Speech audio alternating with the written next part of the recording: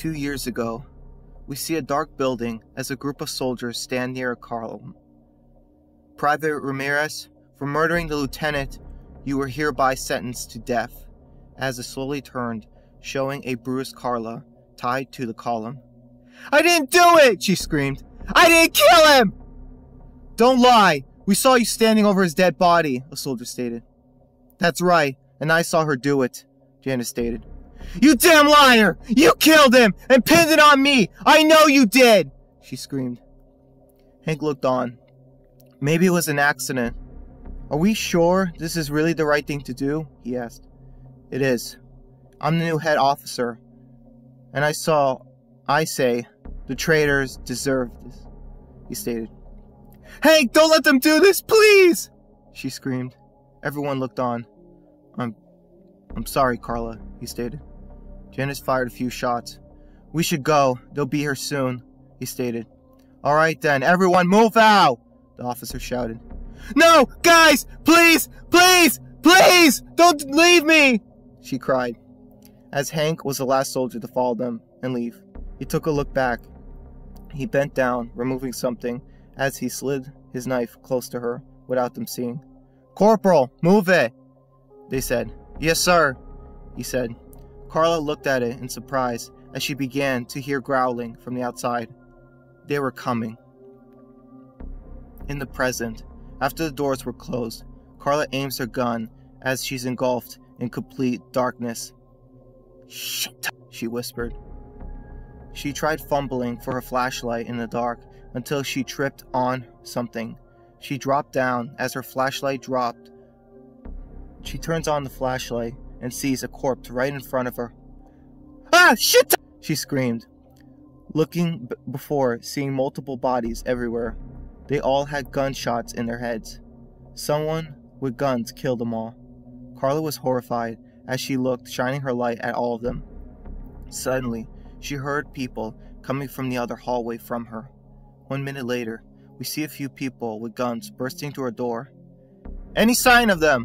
One of them asked. No. If you find the leader, we take him to Keith personally. Because of him, we lost 14 of our own. We see the bloody bodies on the ground when Carla crawls underneath from one of them, her clothes soaked in blood. As we see her aim her gun behind them before firing, killing one of the soldiers. She then shoots the other, killing him too, and injuring the last raider. He dropped to the ground screaming as he bled out. Carla moved forward. She raced forward and shoved him against the wall. Alright, asshole! Where are my friends? Where are you guys coming from? Who are you? She demanded. The man proceeded to laugh. Dead! Dead, dead, dead. All of them dead. You'll be too. Carla was pissed and fired her gun in his leg as he screamed. Blood oozed from his leg. Ah! She then aimed it at his forehead. Last chance! Where are they? She screamed. The man continued to laugh as Carla began to cry. Bang! A shot was fired as Carla leaves the room. She takes a deep breath looking at her smoking gun. She tried wiping the blood from her hands, but it didn't work. She went back into the room and unloaded every single gun, releasing the clips, taking as much ammo as she could carry. Damn it. I wish you were here, she said, trying to get her walkie again. Benjamin? Guys, are you there? She asked. Carla then saw a door and slowly opened it, led into the outside. As Carla looked, she looked outside, aiming her gun. Carla looked. She didn't see anything, but then she heard something. She then heard some growling. It sounded like walkers, but she wasn't sure. Where is it coming from? She was outside and heard the water and air too. Suddenly, something dropped down next to her. It was a shoe. She bent down, picking it up. She then was alarmed and slowly looked upwards as she saw 6 people above her, hanging on ropes from their necks. They were all turned into walkers. As Carla looked on. Oh my God! Ah! Carla had to turn away from the sick and horrifying sight. She raced back inside, trying not to be sick. What the hell happened here?" she asked, horrified. Inside one of the other buildings, Carla was quietly moving through the dirty, abandoned halls. She carefully looked at one of the doors and slowly began to open the door without making a sound when a walker appeared. She stabbed it in the head as it dropped, making noise. Suddenly, a person popped up from the corner out of nowhere, aiming a gun at her. "Oh my God, Carla!" Benjamin said in complete surprise. "Come on, get inside!" He hurried her inside the random room. Carla quickly came inside as Benjamin brought her through a set of double doors. She suddenly saw a whole bunch of other people inside the room. Benjamin hugged her. "I don't know how you came, but I'm glad you're here," he told her as he proceeded to barricade the doors. What are you doing here?" he asked. "Thought you could use a hand," she stated. "Well, I'm glad you came," he said back. "What the hell is going on here? Where are the others?" she asked. "Adrian was taken. I can't find Jose anywhere," he told her.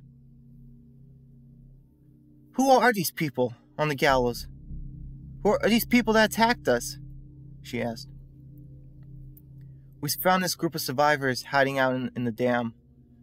They were hiding out here for a few weeks, trying to get away from this other group. They came and attacked us last night while we were asleep.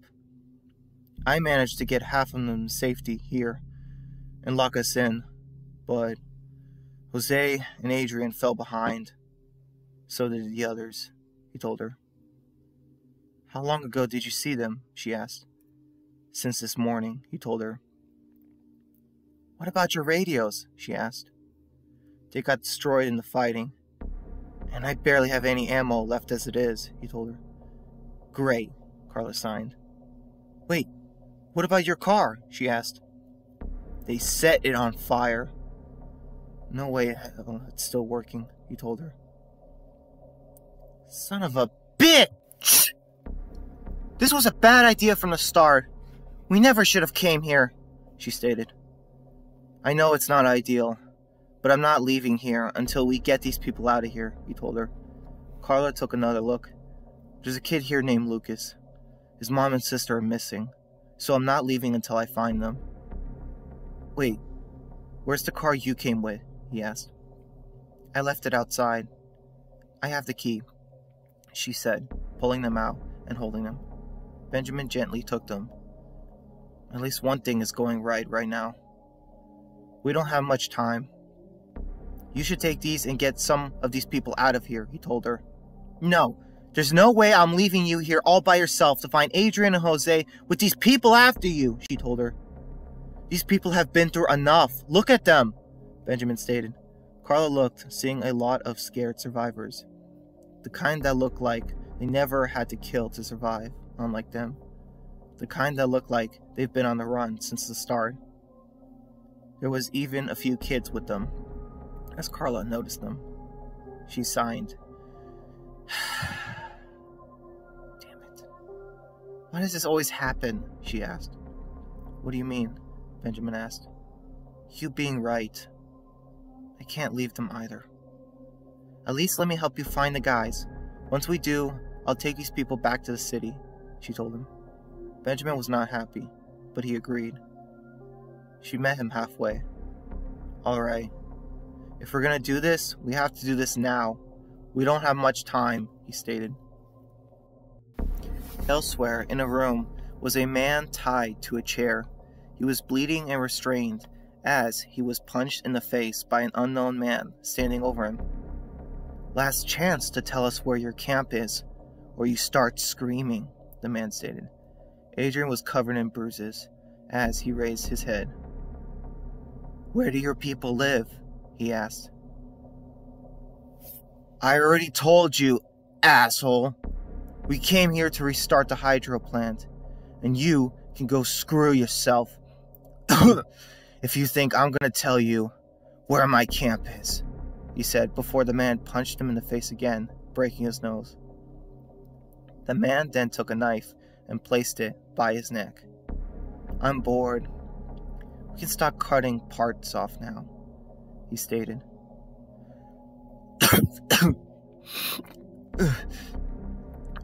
Go ahead.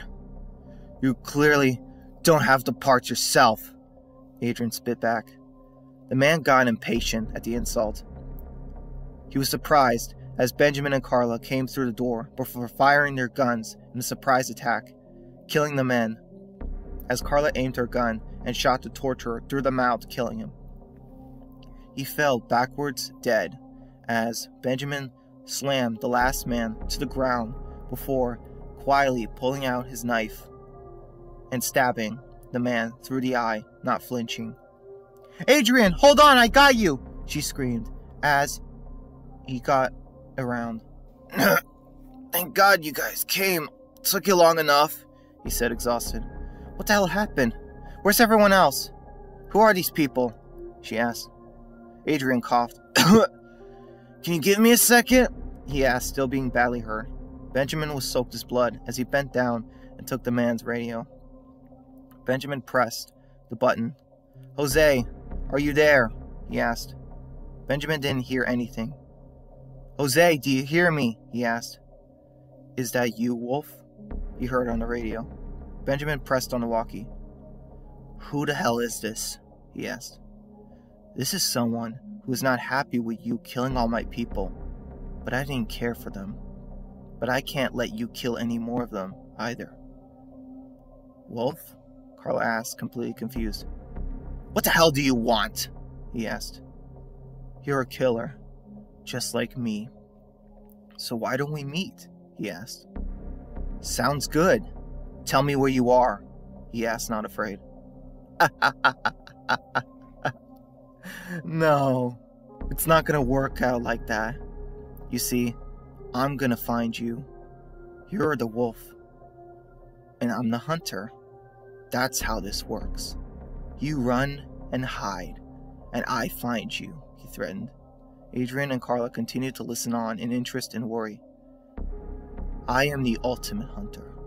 You should have stayed away from this group, from this place.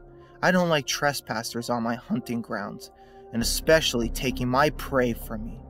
You chose to butt your snout where it doesn't belong," he told him. "Cut the shit, asshole! Tell me where you are! I am done with your damn games!" Benjamin screamed. "You talk a big game, but when I find you, I'm gonna make you suffer in more ways than you thought a human being could possibly experience. So tell me where you are, unless you're scared," he told him. "Meet me in the control room," he told him. "I'll be waiting, Wolf." "Don't keep me waiting," he told him. Carla was surprised. "What a nut job! Do you know this guy?" she asked. "No, I told you these people attacked us last night." "Why does he keep calling you Wolf?" she asked. "I have no idea," he stated. "So, what do we do now?" she asked. Adrian finally spoke up. "I saw Jose. He was heading into the lower levels," he told him. "How long ago?" Benjamin asked. "Maybe an hour? I don't know," he said, barely being able to stand. Adrian took something from his bag. "Here's a map of the place," he showed them as they looked at it. "We need a plan, and fast. Find Jose and kill that piece of shit on the radio."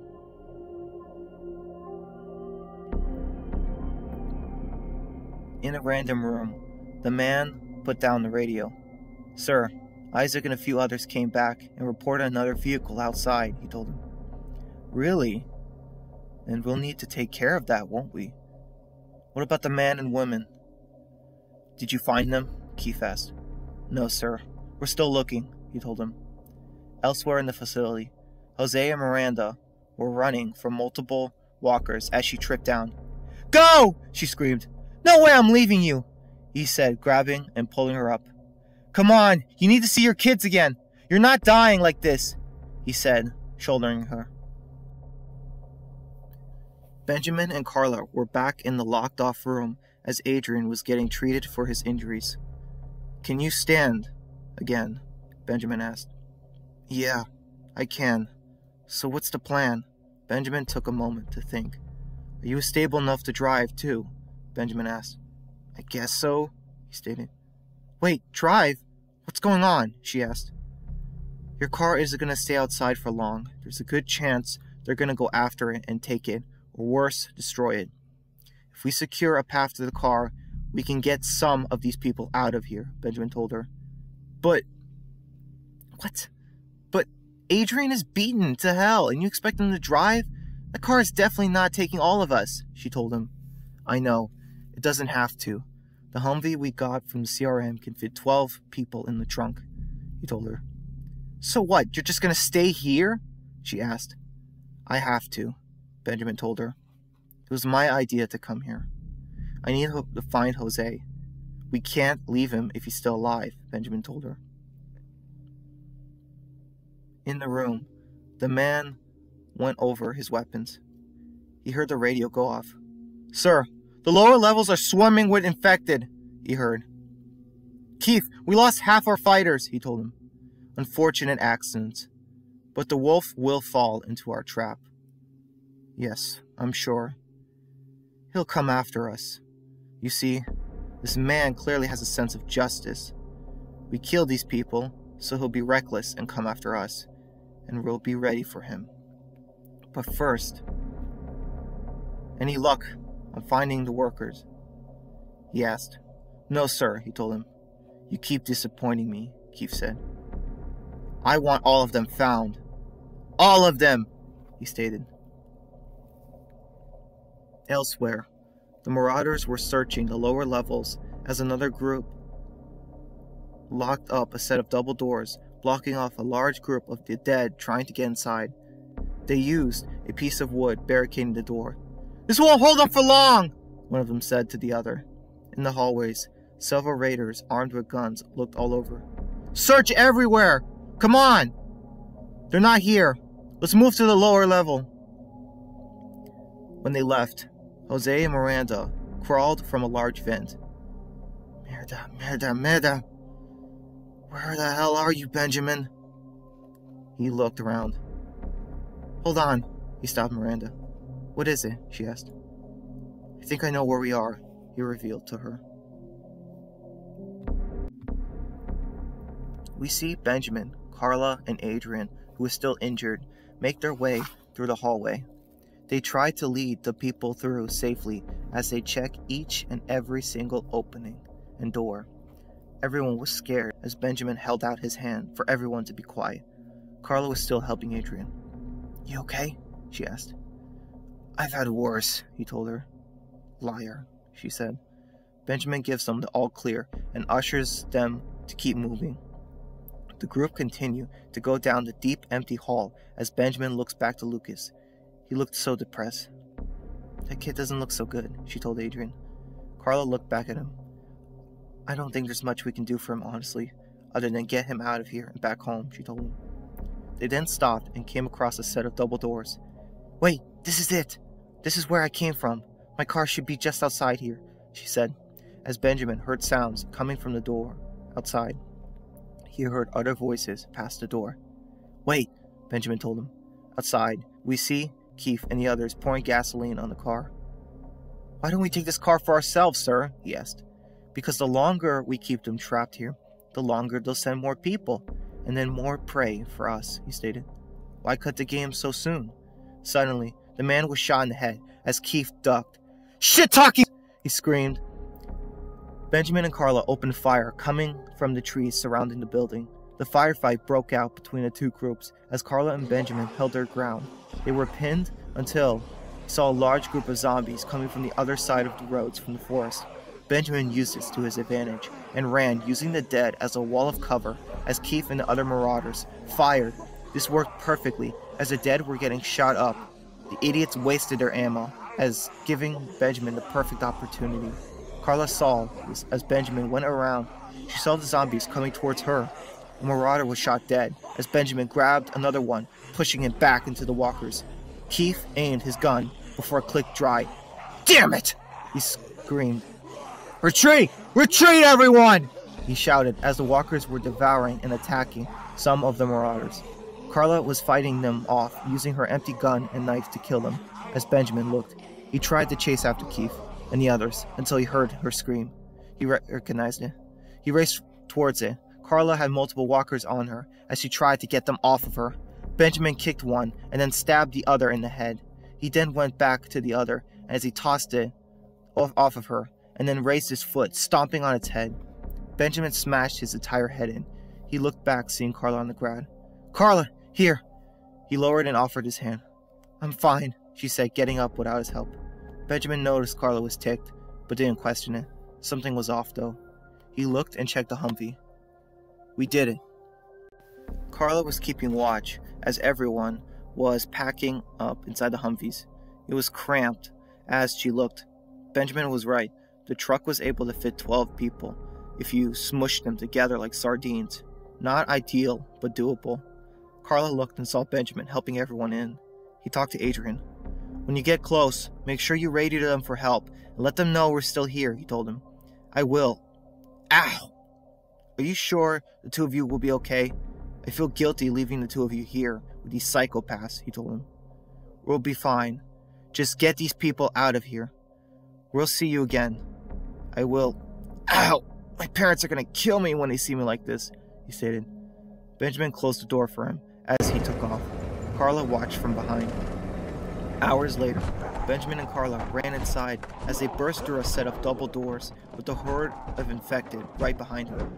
Benjamin and her stepped inside the room and slammed the doors, but they couldn't close all the way as a walker had its hand stuck in between. Benjamin took his machete and slashed one of the arms off, leaving one left. Suddenly, the walkers pushed them forward, making Benjamin drop his machete. "Shiitake!" he screamed. He tried to reach for it, but it was too far away from his arm. His foot couldn't reach it either. Benjamin got an idea. "Hold the doors! I got an idea!" he stated. "What the hell do you think you're doing?" she asked. Benjamin grabbed the walker's arm with his hand before breaking the bone. He then began to twist it as the duo slammed the doors together, crushing its arm off from the doors. As Benjamin pulled the arm off the walker, they finally were able to close the door shut as Carla locked it. Benjamin held onto the severed arm before dropping it. Carla tried to catch her breath as Benjamin took his machete. She then heard another zombie. "There's another one in here!" she yelled. Benjamin got ready, machete in hand, as him and Carla turned the corner to see a zombie tied to the column. She was young, female, and had her throat slit as she growled as the blood oozed from her neck. "Oh my God!" Carla said, horrified. "What happened to her?" she asked. "They killed her," Benjamin stated. "I recognize her. That's Lucas's sister, Candace," he said, putting her down before cutting the ropes off of her. "That's horrible," she said when she flashed back to 2 years ago. "No, I can't," she said, looking away. "Don't worry, I'll carry her," he said. "No, I mean, I can't do this anymore. I'm done," she said, defeated. Carla dropped to the ground, sitting down, covering her face in her knees. "I want to go. Just forget and leave this horrible place," she told him. "What?" he asked. "You joking? It's not the time to be joking," he stated. "I'm not joking!" she said, screaming, as she cried as before starting to hyperventilate. Shit! I can't breathe!" she said. Benjamin went over to her. Hey, look at me," he said, comforting her. "In and out," he said, taking her hands. Carla continued to breathe heavily as her heart raced. He pulled Carla to his chest to hug her as he held onto her, keeping her close. She held on him, wholly tightening as she was scared. I'm here, he said, comforting her. I'm here, he said, comforting her. Carla finished crying. I'm sorry, she said. Hey, don't be sorry. I'm here. I'll always be here, he told her. Minutes later, the two young adults sat on the ground with their backs to the wall. And that's what happened, she told him. Damn, I had no idea. I'm sorry that happened to you, he told her. Yeah, bastards left me to die like I was nothing. Look at this shit we're in. Biggest shit in this shit world. she told him. Thanks for helping me just now. You're really good at that, she said gratefully. I have to ask you something. Do you think this is worth it? All that we've done? I mean, you seem happy, but look at this. It's just killing, killing, killing. We try to act all civil, building a future, but what's the point? We can start fresh all over again, but people are still people. There's nothing worse in the entire world than people, she told him. Benjamin listened on and nodded. He couldn't deny that. You and Rachel are unstoppable. But for me, I think I ran out of life to keep going. Did I ever tell you why I became a soldier? She asked. Benjamin, no, you never did. But I assume you did it because you wanted to help people, he revealed. I didn't do it because I was kind-hearted. The truth is, I wasn't strong or smart. My father wanted me to go into college, but he couldn't afford it for us. So I wanted to do something in my life worth living. Something to make him proud, give my life a purpose. But I was left behind by the soldiers I call my brothers. I stained my hands with so much blood and failed to protect John. I had to bury him, she told him. I feel so useless. And when they had me captured in that warehouse, all those feelings came right back. I'm not the brave soldier you think I am, Benjamin. I was just faking it, hoping you wouldn't notice. I see how strong you and Rachel are. You're a good person. I'm not. I feel like I'm just gonna be left behind again, because there's no point in keeping me around anymore. There's no point in going anymore. I never wanted to come here, she told him. I wish we went back to the neighborhood. But she wanted to retake a city and start over. But I can't start over, because there's nothing left for me. Don't you get it? She asked. Benjamin turned to her. And I'm still in love with you. I know I shouldn't be. It's wrong, because you're with Rachel. I thought I could get over it, but I never did. I'm pathetic. I was about to give up on that road 2 years ago, but you guys found me. If you guys didn't save me, I would have never lived. I never would have found Rachel. You brought me back to the neighborhood. That was you. You became my first friend back there. Remember when my back was all cut to hell from the storms? You checked on me, made sure I was okay, and snuck me past curfew to see my mother again when John brought her back. I was just a foolish, arrogant, angry, lost kid who had no idea what he got himself into. You helped me change into the man I am today. Despite all the pain other people have done to us, despite all the losses we've had, we faced it together. Our struggles didn't make us weaker. They made us stronger. I'm sorry you feel this way. I'm sorry I can't love you the way you want me to, but I will always be by your side. Any problem or issue you have is my problem too. Anyone or anything that bothers you, I will help. They'll have to deal with me because we're family. I'm sorry for what they did to you and what you went through. I tried to be there, but I still have to accept that I failed too. You think you're pathetic? You're not, Carla. I watched my parents die right in front of me and couldn't stop it from happening. I killed Damien in front of Rachel and the entire community. I joined and led a group of murderers in the woods so I can kill them. I got myself addicted to opium, for God's sakes. I'm a disaster. I'm a damn mess. You said I'm a good person. I'm not a good person. But I don't think I'm really a bad person either. I'm just me. That's all I am. I almost died so many times. There were times where I thought about it. But what keeps me going was all of you. You, Sean, John, and Rachel. I never would have made it this far without all of you to keep me going. Thank you for loving someone like me, Carla. You stood by my side thick and thin. You've always had my back and trusted me more than I deserved. I want to build to a future not just for me and Rachel, but for all of you guys. I want to get you guys there. I know you're scared because I am too. I'm also scared of dying because I don't want you guys to hurt if I'm gone. I don't want you guys to have any more pain. You're right. People are the worst.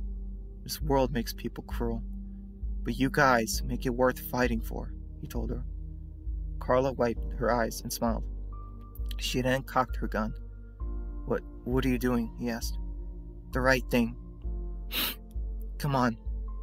We have work to do, she said, getting up. Sometime later, Benjamin and Carla quickly run through the rooms, and they see a walker and quickly kill it. Keith and the others were right on top of them as they opened fire, so Benjamin and Carla dropped down, finding cover. Over there! Over there! He fired. Cover me! He asked. Always, she stated. Carla moved from one piece of cover to another as they fired at her. She shot back as she changed cover positions. Benjamin moved forward and ran, flanking them, going up the path. Benjamin maneuvered into cover as he peeked out, firing his gun, hitting 2 raiders, killing both of them. Keith saw it. Shit! Get the wolf! He shouted when Carla continued firing before running out of ammo. In the hallway, the zombies were moving through when they heard the gunshots. In the control room, Jose flipped the last few switches as Miranda. This should do it, he stated. As suddenly, the lights in the building turned on and the turbines began to spin. In the room, Benjamin and the others saw all the walkers entering the main floor as Keith turned, seeing all the dead. What the hell is going on? He looked, seeing all the dead coming for him. Everyone was getting attacked as 50 zombies entered the room. Everyone was panicking and running away as the dead were amassing on everyone. The dead were attacking everyone and swarming as more and more were coming into the room. Carla and Benjamin looked on in shock and fought as hard as they could. Keith and the others fought using the rest of their remaining ammunition before running out. Benjamin jumped forward, hitting Keith in the shoulder and killing the raider next to him when his gun clicked empty. Damn it! He screamed as the dead blocked him, and he reloaded his next clip, firing to the zombies, killing as many as he could as he saw Keith run into the darkness. A walker grabbed him from behind, but a knife went through its head as Carla pulled back her knife. It's too late! She screamed. Carla was right. Him and Carla had enough to deal with as it was. In the upper deck, Jose and Miranda saw what was happening. What should we do? She asked. We have to help them, she stated. Miranda looked at the door. Wait, the intercom, she stated. Right, Jose said, turning on the intercom. Benjamin, push the dead into the turbines, he stated. Carla and Ben heard him and worked together. Carla took a crowbar and pried open the gate, revealing the turbine as it was spinning. As Benjamin looked on, he got the other one as him and Carla tried to hide. When he was hit from the back, Benjamin dropped down to the ground as Keith stood over him. But Carla saw him. Benjamin! She screamed. Benjamin moved and kicked Keith back as Carla jumped by another raider. The raider charged forward at her, but she stabbed him in the stomach and stabbed him multiple times over and over before kicking him backwards into the horde. Benjamin stabbed Keith in the hand, slicing off several fingers when another raider charged at him. Benjamin moved fast and grabbed his arm. He then applied pressure, twisted, and kneeing his arm, breaking it, before swinging the man into the turbine. In half a second, the man exploded into a red, misty paint spraying everywhere as blood rained on Benjamin, completely covering him in massive amounts of blood. Oh, shit! He screamed, disgusted. Carla was shocked as Benjamin was soaked in even more blood than ever before. Keith looked in shock.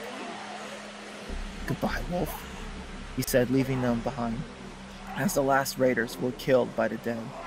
Benjamin looked around as the walkers were getting sliced in the turbines, but many were still coming. Behind them, Jose and Miranda came, helping Benjamin and Carla push the walkers back. The 4 of them worked together as best as they could, killing all the zombies that were left behind. By the end of it, every single walker was finally dead, as their knives were drenched and dripping with blood. Benjamin stood there as Carla approached him. Oh! Wow! That guy is all over you. I mean, all over you. I'm sorry. Carla was gagging. I mean, I know we won, but holy hell, you stink, she said.